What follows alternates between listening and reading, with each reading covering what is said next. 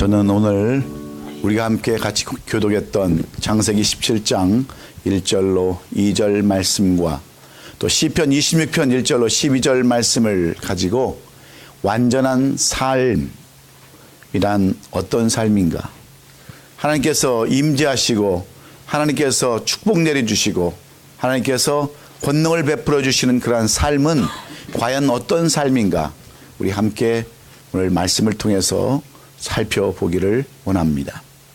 마침내 이명박 대통령이 이제 구속이 됐습니다. 그는 구속되기 직전에 대국민 사과문에서 이렇게 말했습니다. 내가 완벽하지 못해서, 완전하지 못해서 이런 일을 당했다라고 하는 후회함이었습니다. 내가 좀 더 정치할 때 잘 다른 사람들을 이렇게 내가 감옥에 가지 않도록 그렇게 완벽한 조치를 해놨으면 좋았을 텐데 내가 완전하지 못했다, 온전하지 못했다. 그래서 나로 이 역사가 끝났으면 좋겠다, 이렇게 고백하는 그러한 내용을 보면서 완전함이 무엇인가 한번 깊이 생각해 보는 시간이 있었습니다. 오늘은 우리 기독교 역사에 있어서 핵심을 이루는 종려주일입니다. 이제 사순절이 다 끝나고 한 주간, 고난주간을 지나서 이제 부활주일을 우리가 기다리는 뜻깊은 날입니다. 원래 이 종려주일은 예수님께서 이 땅에서 33년 동안 사시다가 마지막에 십자가에서 죽으셔야 하는 날을 며칠 앞두고 갈릴리에서 사역하시던 예수님께서 예루살렘에 들어가시는 날이 바로 종려주일입니다. 지금까지 예수님은 자기 자신을 감추시고 또 피하셨지만 이날을 계기로 해서 예수님은 나그네길을 타시고 예루살렘 성에 입성하셨습니다. 그때 많은 유대인들은 죽은 나사렛을 살리시는 그러한 예수님, 오병이의 기적을 보여주시며 바다를 잠잠케 하셨던 그러한 예수님, 귀신을 내어주시고 병든 자를 고치셨던 그러한 예수님을 뜨겁게 환영을 했습니다. 얼마나 열렬하게 환영을 했던지 자신들의 입고 있었던 겉옷을 다 벗어서 길에 깔면서 그들은 호산나 호산나 찬송하리로다 하면서 승리의 표시였던 종려가지를 걷고 흔들면서 열렬하게 주님을 환영했습니다. 그 당시 유대인들은 구약의 모세보다 엘리야보다 더 많은 능력과 권세를 가지신 예수 그리스도를 열렬하게 환영을 했습니다. 그들은 구약시대부터 내려오는 메시아의 대망사상을 가지고 있었기 때문에 그들을 구원하고자 하는 그 메시아를 기다리면서 이렇게 열렬히 환영했는데, 문제는 이렇게 환영했던 그들이 얼마 되지 않아서 종려주일이 지나자마자 마음이 바뀌어버립니다. 변질되어 버립니다.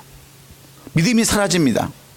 결국에 마가복음 15장 13절로 14절에서 그들은 저를 십자가에 못 박으라고, 못 박으소서, 더욱 소리 지르되 십자가에 못 박으소서 하면서 폭도들로 돌변해 버립니다. 얼마 전까지만 해도 그토록 환영했던 그 예수님을 핍박하고 침뱉고 조롱하며 마가복음 15장 25절에 가서는 그 피를 우리 자손에게 돌릴지어다 하면서 저주를 자초하는 사람들이 되고 말았습니다. 사랑하는 성도 여러분,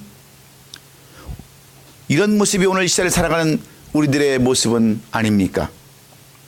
처음에 예수를 믿고 감격하며 예수님만 의지하고 살겠다고 고백하면서 다짐했지만 언젠가부터 예수님은 온데간데 없고 내 자신의 의지와 생각과 고집과 그러한 것으로 살아가야만 하는 우리들의 모습, 주님의 제자였던 베드로처럼, 가룟유다처럼, 도마처럼 그렇게 실수하고 배반하고 떠냈던 모습이 오늘 우리들의 모습은 아닌지 한번 우리들의 자신을 살펴보기를 원하는 것입니다. 특별히 이 종려주일을 맞이해서 우리가 예수 그리스도를 믿어가면서 육신적으로 환경적으로 어려움이 찾아오고 기대가 무너지면 돌아서 버리는 잘못된 신앙, 변질된 신앙으로 살아가는 그 원인이 무엇인가를 깨달아서 이 한 주간 맞이하는 고난주간을 뜻깊은 고난주간으로 맞는 저와 여러분이 될 수 있기를 먼저 주의 이름으로 축원합니다. 그렇다면 왜 유대인들은 이렇게 변질된 신앙으로 버림받은 도구로 사용되어졌을까요? 그 이유는 오늘 본문에 기록된 것처럼 전능하신 하나님을 경험하지 못했기 때문에 그렇습니다. 쉽게 얘기하면 그들은 하나님 앞에서 온전한 삶, 완전한 삶을 살지 못했기 때문에 그렇습니다. 이 세상이 줄 수 없는 그 어떤 기쁨과 만족을 얻지 못했기 때문에 신앙생활은 오래 믿는 것과는 아무런 상관이 없습니다. 지위의 높고 낮음도 상관이 없습니다. 내가 전능하신 하나님을 경험하는 생활을 하고 있느냐 하고 있지 않느냐에 달려 있습니다. 그래서 성경은 창세기부터 요한계시록 이르기까지 하나님의 역사를 체험한 사람들을 수없이 기록하고 있는 것은 하나님을 체험하는 신앙을 강조하기 위함인 줄로 믿습니다. 본문의 아브라함도 100살까지 살았지만 아들을 낳지 못했다가 100살에 아이를 낳는 그러한 하나님의 임재를 체험합니다. 성경에서도 수많은 병자들이 자기의 병을 고침받고 전능하신 하나님을 체험하며 쓰임받았던 내용들이 수없이 기록되어 있는데 가난한 자가 부를 누리고 비천한 자들이 회복되며 높임을 받는 그러한 전능하신 하나님을 그들은 경험했기 때문에 그렇습니다. 그런데 여러분은 어떻습니까? 이제 사순절을 다 보내고 부활절을 맞이하는 네, 나는 지금까지 얼마나 전능하신 하나님을 체험하며 살아왔는가? 나는 과연 지금까지 어떤 신앙생활을 해왔는가? 솔직하게 우리 자신을 한번 되돌아보면서 이 종려주의를 보내기를 원하는 겁니다. 왜 그렇습니까? 이 종려주일에 그 시점으로 해서 고난주간을 잘 우리가 보내야 부활의 승리를 우리가 경험할 수 있기 때문에 그렇습니다. 아직도 이 한 해 4분의 3이 남아있기 때문에 그렇습니다. 얼마든지 우리가 하나님을 경험할 수 있는 시간들이 우리 앞에 남아있기 때문에 그렇습니다. 우리가 잘 사용하는 성경의 말씀처럼 우리의 시작은 미하겠지만 내 나중은 심히 창대한 말씀과 같이 처음 된 자가 나중되고 나중된 자가 먼저 된다고 하는 말씀과 같기 때문입니다. 오래 믿었다고 전능하신 하나님을 체험하는 것이 아니라 어제 믿었다고 전능하신 하나님을 체험하지 말라는 법이 없기 때문에 그래요. 그렇다면 우리는 어떻게 이 전능하신 하나님을 경험할 수 있을까요? 본문은 어떻게 해야 전능하신 하나님을 체험할 수 있다고 가르치고 있습니까? 창세기 17장 1절은 이렇게 말씀을 합니다. 나는 전능한 하나님이라 너는 내 앞에서 행하여 완전하라. 내가 내 앞에서 행하여 완전해지면 조건이 붙어서 2절에 가서 내가 내 언약을 나와 너 사이에 두어 너를 크게 번성하리라 이렇게 약속하고 있습니다. 내 앞에서 완전하게만 행하면 내가 임재하고 내가 너를 체험케 해서 너로 하여금 언약을 나와 너와 나 사이에 두어서 너를 크게 번성케 하겠다라고 약속해 주시는 말씀이 창세기 17장 1절로 2절에 아브라함에게 주신 그러한 말씀이었습니다. 여러분, 전능하신 하나님을 만나고 경험하려면 하나님 앞에서 행해서 완전해야 된다라고 조건을 말씀해 주고 있는데 이 완전이라는 뜻이 과연 어디에 있을까요? 하나님 앞에서 완벽해야 한다는 것은 무엇을 말씀해 주고 있는 것일까요? 오래전에 한국에서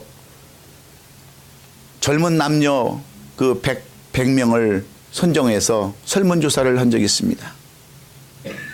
그래서 어떤 그 미혼 남녀를 100명을 뽑아가지고 어떤 남편감이 완벽한 남편감인가, 어떤 신부감이 완벽한 신부감인가를 이 설문조사를 했더니 이 남편의 경우에 첫 번째가 뭐냐면 실력 있는 사람이었어요.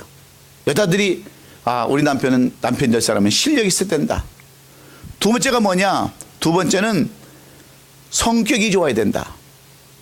세 번째는 뭐겠어요? 잘생겨도 좋죠. 근데 뭐니 해도 뭐가 있어야 돼요? 돈이 있어야 되는데, 돈이. 그러니까 실력 있고, 두 번째 성격이 좋아야 되고, 세 번째는 돈이 있어야 된다는 거예요. 이게 여자들이 원하는 완벽한 남편의 조건입니다. 그러면 완벽한 조건이 이르지 못하는 남자는 어떤 남자냐? 제일 싫어하는 남자. 가진 것도 없는 게 성질만 더러운 놈. 제일 싫어한다는 거예요. 그래서 이제 남편들한테 물어봤어요. 도대체 남편들은 어떤 신부를 좋아할까? 그랬더니 뭐니 해도 첫 번째가 뭐겠어요? 예뻐야 돼, 예뻐야 돼. 맞아요. 두 번째는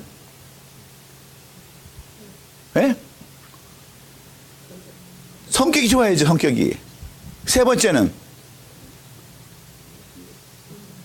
음식을 잘 만들어야 돼, 음식을. 근데 남자들이 가장 싫어하는 여자는 어떤 여자인 줄 아세요?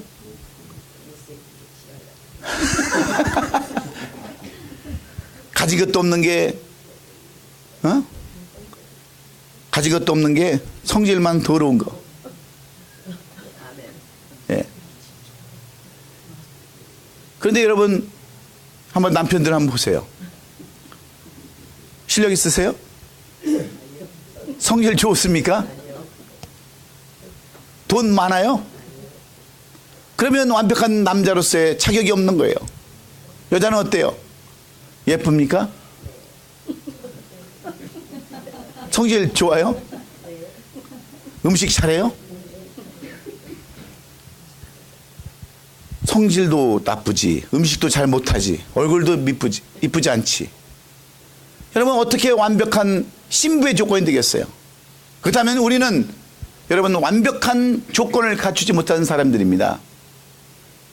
하나님의 임재, 하나님의 능력을 경험할 수 없는 그러한 사람들과 똑같은 사람들이에요.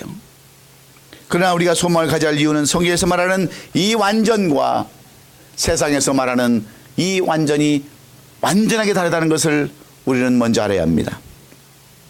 왜냐하면 오늘 본문에 나오는 아브라함이 바로 우리와 똑같은 사람이기 때문에 그렇습니다. 아브라함은 지금까지 완전하고는 아무런 상관도 없는 그런 사람이었어요. 그의 나이 99세입니다. 이미 나이가 들어 기력도 없고 남들 다 가지는 자기 친자식도 없는 사람입니다. 거기다가 부인은 이미 경수가 다 끊어져 버리고 고향을 떠나 타향 살면서 집 한 칸도 없는 사람입니다.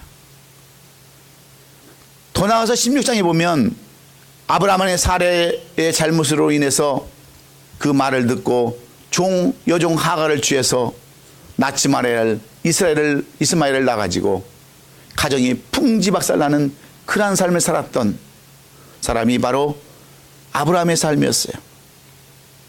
꼬일 대로 꼬이고 망가질 대로 망가진 아브라함을 향하여 하나님은 뭐라고 얘기하십니까?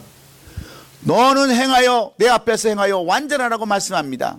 이미 망가져버린 아브라함을 향해서 이제부터 내가 완전하게 행하기만 하면 2절의 말씀처럼 내가 너를 내 언약 사이에 너와 나 사이에 두어서 너를 크게 번성하게 해주겠다, 이렇게 약속하고 있어요. 네가 내 앞에서 완전하게만 살면 내가 너를 크게 축복하겠다라고 약속해 주는 말씀입니다. 그러면 여러분, 완전한 것은 무엇을 말하는 것일까요? 완전히 도대체 어떤 것이 완전일까요? 하나님의 아들이신 예수님의 모습은 여러분 어땠습니까? 그 당시는 20세만 되면 모두 다 결혼하는 나이였어요. 근데 예수님은 30세가 되어도 장가를 아직 못 갔어요. 남들 다 받는 교육도 못 받았습니다. 남들 다 갖고 있는 집안채도 없었어요. 그래서 예수님의 고백이 어떤 고백이었습니까? 여우도 굴이 있고 공중에 나는 새도 깃들 곳이 있지만 인자는 머리들 곳도 없다라고 고백했던 삶이 예수님의 삶이었습니다. 그렇다면 예수님은 완벽과 거리가 너무나도 먼 모습입니다. 여러분, 사도 바울은 어때요? 사도 바울은 몸에는 늘 가시와 같은 질병이 있었습니다. 눈은 안질에 걸려서 늘 충혈된 눈물이 줄줄 흐르는 그러한 모습이었고, 그 나이가 되도록 장가도 못 가고 거지처럼 불황자처럼 그렇게 떠돌면서 홈레스처럼 살았습니다. 그런데 하나님은 어디를 보아도 완전이라고는 볼 수 없는 이런 사람들을 통해서 하나님을, 전능하신 하나님을 경험케 해주시지 않았습니까? 그러므로 우리는 하나님이 보시는 그 완전과 세상 사람들이 보는 그 완전의 기준이 얼마나 다른가를 우리는 먼저 깨달아야 합니다. 하나님은 오히려 세상에서 망한 자, 실패한 자, 그리고 이미 망가진 자를 통해서, 별 볼이 없는 사람을 통해서 전능하신 하나님의 역사를 이루신다는 것을 오늘 우리는 분명히 알아야 합니다. 그러므로 우리들은 비록 아브라함처럼 살았고 문제투성이처럼 살았다 할지라도 전능하신 하나님 앞에 완전하게 살 수 있음을 우리는 깨닫고, 전능하신 하나님께서 인정받으면 기회가 됨을 깨닫고 오히려 감사하면서 소망을 갖는 이 종려의 주일이 되기를 예수님의 이름으로 축원합니다. 실제로 예수님은 세상 사실 때에 세상적으로 가장 불완전한 사람들만 같이 하셨습니다. 창기와 세리와 병자들과 과부들 사이에서 주님은 사역하셨어요. 왜 그랬습니까? 세상에서 불완전하면 할수록 전능하신 하나님의 역사가 더 빨리 나타날 수 있기 때문인 줄로 믿습니다. 돈 많고 권세 많고 떵떵거리고 살던 바리새인들, 사두개인들, 제사장들과는 거리를 두시며 살았어요. 왜냐하면 그들과 함께 해봤자 시간 낭비고 하나님의 전능하심과 하나님의 권능이 나타나지 않기 때문에 그렇습니다. 그래서 실수성했던 아브라함에게 나타나서, 야 아브라함아, 너는 내 앞에서 행하여 완전하라. 그리하면 내가 너에게 언약을 세우고 내가 너를 12번 삼게 해주겠다라고 이렇게 약속하고 계십니다. 그래서 저는 오늘 이 말씀이 여러분 각자에게 주시는 말씀이 될 수 있기를 다시 한번 주의 이름으로 축원합니다. 그러면 이미 볼장 다 본 아브라함에게 너는 내 앞에서 완전하게 하라는 말씀처럼 전능한 하나님을 만나고 경험할 수 있는 조건들이 과연 무엇일까요? 성경에 보면 완전하게 행하다가 살다가 전능하신 하나님을 경험하고 엄청난 축복을 누렸던 사람들을 수없이 소개하는데, 그 대표적인 사람이 과연 누구일까요? 이 완전한 삶을 살았다라고 고백할 수 있는 사람이 과연 누가 있을까요? 그 사람이 바로 오늘 우리가 함께 교독했던 시편 26편 1절로 10절에 나타난 그런 다윗인 줄로 믿습니다. 다윗은 하나님의 말씀대로 행하여 완전해진 것을 고백하고 있기 때문에 그렇습니다. 다윗이 하나님 앞에 완전히 행한 것이 무엇일까요? 원래 다윗은 완전한 사람이 아니었습니다. 다윗은 이새의 8번째 아들로 태어나서 교육도 제대로 받지 못했습니다. 늘 유대 언덕에서 양이나 치며 피리 불면서 세월을 보냈던 사람이 바로 다윗이었어요. 뿐만 아니라 그는 커서 밧세바와 간음을 하고 그의 남편 우리아를 죽이는 과거가 있고 전과가 있는 사람이었습니다. 그리고 너무나도 많은 피를 흘려서 그토록 지키려 원했던 하나님의 전을 건축하지 못하고 그의 아들 솔로몬에게 그 물려줘야 했던 사람이 바로 다윗입니다. 이렇게 실수 많고 허물이 많았던 다윗임에도 불구하고 시편 26편 1절, 우리가 같이 교도했던 1절에서 그는 뭐라고 고백을 합니까?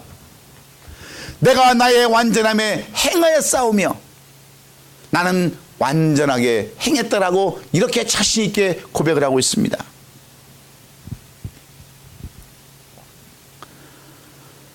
그래서 우리는 이 완전하게 행한다는 것이 무엇인가를 이 다윗을 통해서 알기를 원하는 겁니다.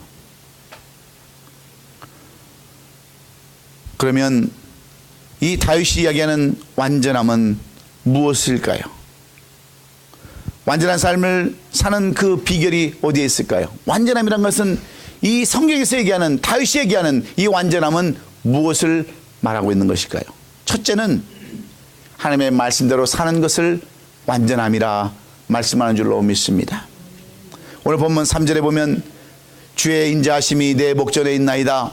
내가 주의 진리 중에 행하여, 이렇게 기록하고 있는데, 바로 하나님의 말씀 중에 행한다고 하는 뜻입니다.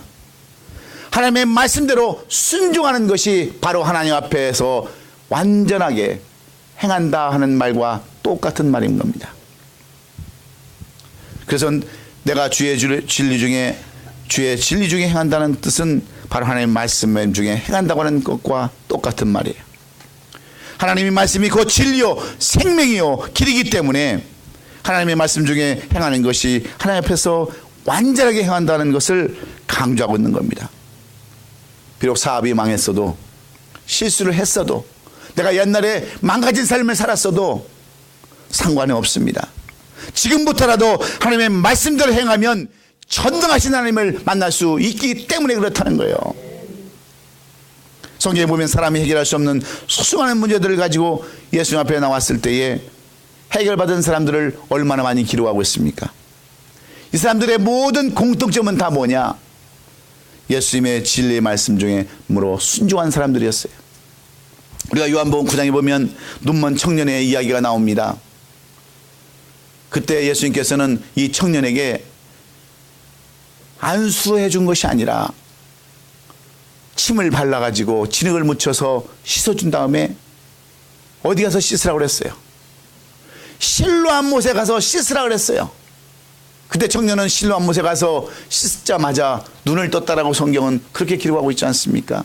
말씀에 순종했을 때 하나님의 임재가 나타나고 하나님을 경험했다고 하는 그런 내용입니다. 뿐만 아니라 누가복음에 가면 10명의 문둥병자들이 기록되어 있는데 그들도 예수님은 안수하지 않았어요. 이 청년처럼 진흙을 이겨서 눈에 발라주지도 않았습니다. 가서 제사장에게만 보이라고 했어요. 그러자 10명의 이 문둥병자들이 제사장에게 보이러 가던 도중에 여러분 남을 받지 않았습니까? 하나님의 말씀대로 순종했기 때문에 그렇습니다. 그 중에서도 사마리아 이 문둥병자는 하나님의 말씀, 예수 그리스도의 말씀에 순종해서 오히려 감사하고 돌아왔을 때 구원까지 얻었음을 성경은 분명히 우리에게 말씀해 주고 있지 않습니까? 여러분, 문둥이가 제사장에게 갈 수 있습니까? 가면 돌에 맞아 죽습니다. 개처럼 여기는 사마리아 문둥병자에게 제사장에 가라는 말씀은 이해할 수 없는 말씀들입니다. 그럼에도 불구하고 그 말씀대로 행했을 때 그들은 나음을 받을 수가 있었습니다. 그렇습니다. 진리 가운데 행하는 것은 결코 쉽지 않습니다. 타협이라는 것이 먼저 우리 앞에 찾아옵니다. 그럼에도 불구하고 왜 우리들은 하나님을 체험하고 살아가지 못할까요? 왜 우리는 완전한 삶을 살아가지 못할까요? 그것은 우리가 하나님의 말씀대로 순종하지 않기 때문에 그래요. 하라면 하고 하지 말라면 하지 말아야 되는데 이유를 댑니다. 핑계를 댑니다. 이것 때문에 못하고 저것 때문에 못하고 이유대고 핑계대는데 여러분 그것이 무슨 순종입니까? 하나님은 그런 사람을 절대로 사용하지 않습니다. 성경에 보면 번제단이 나오는데 번제단은 성막에서 제일 먼저 만나게 되는 그러한 제단인데 이 번제단에 필요한 것이 여러분 뭔지 아세요? 제물과 불이라고 그랬습니다. 근데 왜 제물과 불을 요구하겠어요? 하나님이 그 제단에 드리는 제물을 하나님께서 받아 먹으시려고 여러분 그 제물과 불을 요구합니까? 얼마나 순종하는지, 얼마나 말씀대로 행하는지 그걸 보기 위함이 아니겠어요?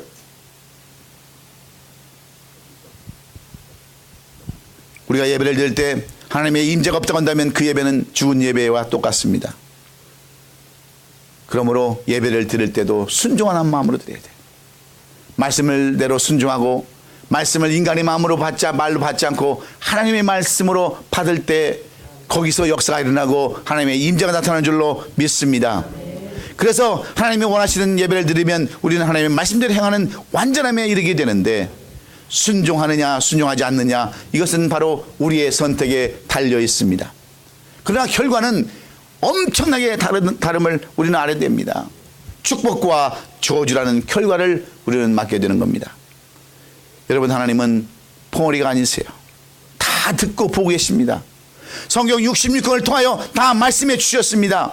아직 내게 어떤 역사가 없고 어떤 응답이 없다면 그것은 이 종려주일에 유대인처럼 성경을 제대로 알지도 못할 뿐더러 말씀대로 살지 않기 때문임을 우리가 깨닫고 다윗처럼 행하는 대로 다윗처럼 순종하며 나갈 때 하나님은 그런 사람들 통해서 역사해 준 줄로 믿으시고 완전함에 거하시기를 원하신다면, 하나님의 임재를 체험하기를 원하신다면 끝까지 말씀 붙들고 이 한 주간 승리하는 저와 여러분 될 수 있기를 예수님의 이름으로 축원합니다. 두 번째로 오늘 다윗은 어떻게 하는 것이 하나님 앞에 완전한 삶을 사는 것인가? 완전한 삶을 살아서 하나님께서 깨끗하신 하나님께서 권능을 베푸시고 능력을 베푸시는 내가 이유가 어디에 있는가? 두 번째는 악한 자와 같이 하지 않는 것임을 말씀해 주고 있습니다. 오늘 보면 4절 5절에 보면 허망한 사람과 같이 앉지 아니하사오니 간사한 자와 동행하지도 아니하리이다. 내가 행악자의 지피를 미워하오니 악한 자와 같이 앉지 아니하리이다. 무슨 말입니까? 많은 사람이 하나님의 말씀을 들어서는 잘합니다. 기도해야겠다. 기도하면 뭔가 이루어지겠지. 성령 충만하면 은혜스러운 삶을 살겠지. 나름대로의 삶을 살아갑니다. 그런데 여러분, 그것이 쉽습니까? 쉽지 않습니다. 왜 그래요? 하나님의 음성은 세미한 음성이라고 성경은 말하고 있지만 이 세미한 음성이 사람들의 큰 목소리를 내서 덮여져 버리고 하나님의 말씀은 사라져 버렸기 때문에 그래요. 사람들의 이야기를 너무나도 많이 듣기 때문에 그렇다는 얘기입니다. 그래서 마태복음 13장에 보면 예수님께서 천국에 씨 뿌리는 비유를 말씀하셨는데 천국은 이와 같으니 씨를 뿌린 자와 같다라고 말씀하고 있습니다. 그러면서 네 가지의 사람들의 마음을 말씀해 주고 있지 않습니까? 첫 번째는 길가와 같은 사람들의 마음입니다. 그런데다가 아무리 씨를 뿌려봤자 사람들이 밟고 지나가서 열매가 이를 수 없다고 하는 말씀입니다. 두 번째는 가시도 친 곳에 말씀이 떨어져 봐야 가시 때문에 그 열매가 그 나무가 자랄 수 없다라고 말하고 있고, 세 번째는 돌짝밭 같은 딱딱한 그런 마음을 가진 사람들, 이런 사람들 마음에는 어떤 말씀이 떨어져도 열매를 맺지 못한다라고 이야기하고 있습니다. 그리고 네 번째가 좋은 밭을 가진 그런 마음 아닙니까? 그런데 중요한 것이 뭡니까? 우리는 사람들의 말을 너무 많이 듣는다는 거예요. 사람들의 그 잘못된 이야기를 하나님의 말씀보다 더 많이 들어서 우리가 목표 없이 목적 없이 살아간다고 하는 것을 이 다윗은 깨닫고서 나는 그런 사람들과 절대로 같이 하지 않겠다라고 이야기하고 있는 겁니다. 사람 말 듣지 않겠다는 거예요. 악한 사람 말은 상종도 않겠다는 거예요. 악한 말은 듣지도 않겠다는 겁니다. 이수의 우에 보면 당나귀를 메고 가는 두 사람, 아버지와 아들의 이야기를 이솝의 우화에 써놨어요. 어느 날 아버지와 아들이 당나귀를 팔러 먼 시골 시장을 갑니다. 너무나 길이 멀어서 아버지가 먼저 당나귀에 타고 아들이 그걸 끌고 가는 거예요. 한참 가서 주막쯤에 이르니까 사람들이 혀를 끌끌 차면서 저 사람 참 나쁜 놈이네. 어떻게 자식을 걸게 하고 아버지가 그 당나귀를 타고 간단 말인가. 그 얘기를 들으니까 아버지가 벌떡 내려서 아들을 태우고 가는 거예요. 근데 좀 한참 또 하다 보니까 사람들이 수군거리는 거예요. 저 나쁜 놈 뭐게 어떻게 자기 아버지를 걷게 하고 지가 그걸 타고 가는가. 그 얘기를 듣고 이번엔 그 먼 길을 가면서 두 사람이 그 당나귀를 타는 거예요. 가다가 힘이 빠져가지고 당나귀가 쓰러져 버렸습니다. 그래서 아버지와 아들이 대신 당나귀를 짊어매고 갔다고 하는 그 이 예화가 이 이솝의 이 우화에 적혀져 있어요. 뭘 얘기하는 겁니까? 사람 말을 사람들이 너무 많이 듣는다는 거예요. 하나님의 말씀은 안 듣고 사람 말에 너무 말을 기울이니까 이렇게 당나귀를 짊어매고 가는 아버지와 아들이 되어 간다고 하는 겁니다. 그래서 다윗은 4절에 허망한 사람과 같이 아니했다라고 얘기해요. 허망이라는 것은 뭡니까? 허풍 떠는 사람들, 또 간사한 사람들이 누구입니까? 앞에서는 좋은 소리하고 뒤에서는 사람을 끌어내리는 사람들, 그런 사람들을 얘기하는 거예요. 결국 낙한 구덩이에 빠지는 이러한 사람들, 행악자, 이런 사람들과는 상종도 안 했다는 거예요. 여러분이 하나님 앞에서 완전해지기를 원한다면 이런 사람들하고는 사귀지 말라는 겁니다. 다윗은 그런 사람들하고 사귀지도 않았다는 거예요. 악한 자들, 행악자들, 허망한 사람, 간 사람들과는 동행하지도 않았고 같이 자리에도 앉지도 않았다는 거예요. 왜 그런지 아세요? 인간은 사악하기 때문에 그렇습니다. 교회에서도 마찬가지예요. 교회에서도 보면 말 많은 사람들이 있습니다. 불만하는 사람들이 있어요. 항상 보면 부정적인 사람이 있어요. 교회 일은 안 하면서도 항상 꼬투리만 잡아가지고 얘기하는 그런 사람들. 우리 교회는 그런 사람 한 사람도 없어요. 근데 저기 저 뉴욕 같은 데 가면 그런 교회 사람들이 무적이 있다고 그러더라고. 그냥 이만한 얘기만 나오면 꼬투리 잡고 시비 걸고 불평불만하면서 교회를 흔들어대는 그런 사람들은 같이 앉지도 아니하고 동행하지도 않았다고 하는 것이 다윗의 고백이에요. 그래서 우리에게 뭘 고백해 줍니까? 여러분도 하나님과 완전한 삶을 살기를 원한다면, 하나님의 임재를 경험하려 한다면 그런 사람과 사귀지 말고 깨끗함으로 살라고 이렇게 권면하는 거예요. 여러분, 마약하는 사람들하고 사귀면 마약하게 돼 있어요. 예? 도둑질하는 사람하고 사귀면 도둑질하게 돼 있어요. 나쁜 짓 하고 사는 사람들은 나쁜 짓 하게 돼 있습니다. 그래서 그런 사람들은 상종도 말라요. 깨끗이 살라는 거예요. 깨끗이. 그래서 교회에서도 여러분 좋은 사람만 만나시기를 주의 이름으로 축원합니다.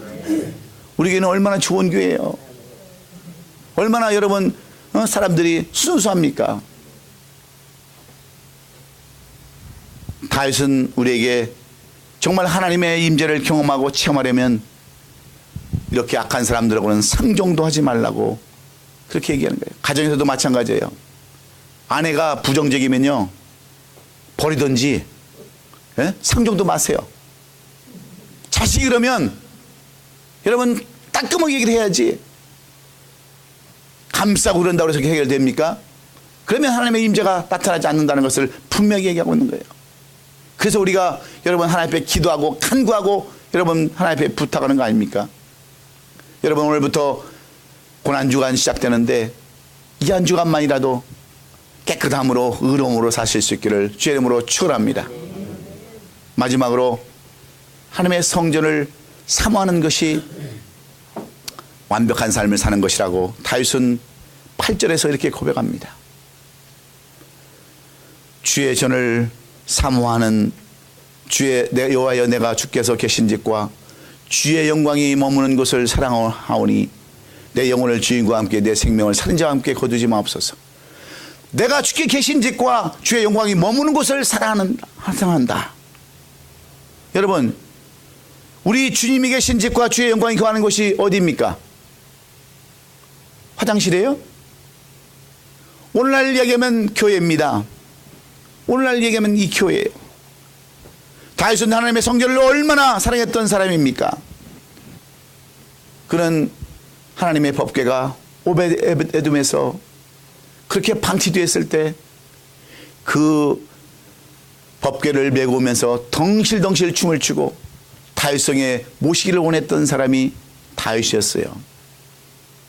얼마나 하나님의 성전을 사랑했던지, 그가 하나님의 성전을 지키려 원했지만 하나님은 그에게 너는 네 손에 너무나도 피를 많이 묻혔기 때문에 너는 안 된다. 그랬을 때 자기 아들 솔로몬에게 성전을 지키게 하고 모든 성전 기물과 모든 재료들을 다 여러분 솔로몬에게 넘겨주지 않았습니까? 얼마나 하나님의 성전을 그가 사랑했으면 그는 평생 소원이, 여러분 내 생각이 내 판단이 하나님의 말씀대로 진리 가운데 행하고 있는가 기도하면서 그 진리가 그를 주관할 때까지 성전을 떠나지 않았다라고 시편 119편은 이렇게 써놓았습니다. 여러분, 우리 사람은 세 가지 장소에서 인생이 결정됩니다. 그것은 바로 교회요, 또 하나는 가정이요, 또 하나는 사회생활이에요.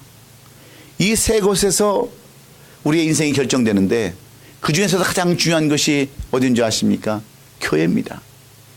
교회에서 영적으로 여러분들이 승리를 해야 가정에서 승리할 수 있고 세상에 나가서 승리할 수 있는 거예요. 교회에서 영적으로 여러분 승리하지 못하면 어떻게 가정을 제대로 이끌어나갈 수 있으며 세상에 가서 어떻게 승리할 수 있겠어요? 그래서 이 교회가 그토록 중요한데 잘 가꿔져야 되는데 우리는 일주일 내내 살면서 여러분 교회 몇 번이나 나옵니까? 겨우 주일 한번 나오는 것도 힘들어가지고 그렇게 발버둥 치면서 이 핑계 저 핑계로 수요일 성수도 안 하고 살면 그 영혼들이 무엇이 되겠어요? 하나님께서 어찌 여러분 그들 앞에 임재하시고 하나님의 권능을 베풀어 주시겠어요? 어떻게 그게 완전한 삶을 살아간다고 이야기할 수 있겠습니까? 하나님은 하나님의 성전을 사랑하는 사람들을 통해서 아브라함처럼 다윗처럼 사용해 준 줄로 믿습니다. 그래서 우리가 하나님의 전을 늘 사모해야 되는 거예요. 제가 이 성전을 건축하면서 다윗 같은 마음으로 하나님, 제가 마지막 내 인생의 마지막 하나님 앞에 드리는 그러한 교회입니다. 성전입니다.